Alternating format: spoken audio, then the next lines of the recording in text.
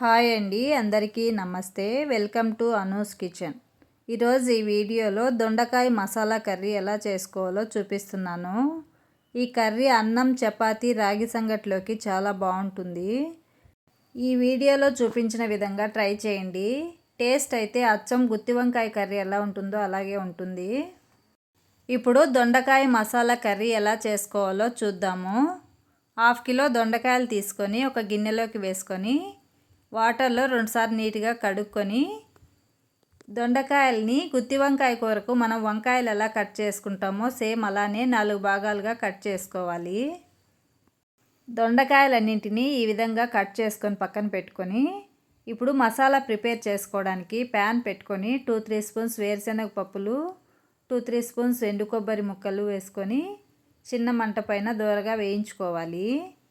ఇవి ఈ విధంగా వేగిన తర్వాత స్టవ్ ఆఫ్ చేసుకొని కొద్దిగా చల్లారిన తర్వాత మిక్సీ జార్లోకి వేసుకొని ఇందులోనే కట్ చేసుకున్న ఒక ఆనియను, కట్ చేసుకున్న ఒక టమోటా, 10-12 వెల్లుల్లి రెబ్బలు, కొద్దిగా చింతపండు, కొద్దిగా అల్లం, 1 స్పూన్ ధనియాల పొడి, 1 స్పూన్ కారం, 1/2 స్పూన్ పసుపు, రుచికి సరిపడా ఉప్పు వేసుకొని ఈ విధంగా మెత్తగా గ్రైండ్ చేసుకొని పక్కన పెట్టుకోవాలి.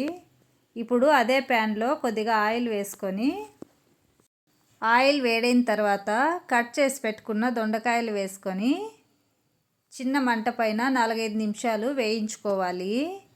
దొండకాయలు ఈ విధంగా 5 నిమిషాలు వేయించుకున్న తర్వాత ఇప్పుడు వీటిని ఒక ప్లేట్లోకి తీసేసుకొని ఇప్పుడు అదే ప్యాన్లో మళ్ళీ కొద్దిగా ఆయిల్ వేసుకొని కొద్దిగా చెక్క, లవంగాలు, బిర్యానీ ఆకు, సన్నగా కట్ చేసుకున్న 2 పచ్చిమిరపకాయలు, కొద్దిగా కరివేపాకు వేసుకొని వేయించుకోవాలి. ఇవి కొద్దిగా వేగిన తర్వాత ఇప్పుడు ఇందులోకి గ్రైండ్ చేసి పెట్టుకున్న మసాలా అంతటినీ వేసేసుకొని మసాలా పచ్చివాసన పోయే వరకు వేయించుకోవాలి. మసాలా అంతా ఈ విధంగా బాగా రెడ్గా వేగిన తర్వాత ఇప్పుడు ఇందులోకి ఆయిల్లో వేయించి పెట్టుకున్న దొండకాయలు వేసుకొని ఒకసారి కలుపుకోవాలి. దొండకాయల్ని మసాలాలో బాగా కలిసేటట్టు కలుపుకొని మంట లో ఫ్లేమ్లో పెట్టుకొని మూత పెట్టుకొని 5 నిమిషాలు మగ్గించుకోవాలి. దొండకాయల్ని మూత పెట్టుకొని 5 నిమిషాలు మగ్గించుకున్నామంటే మసాలా అంతా దొండకాయకి బాగా పడుతుంది.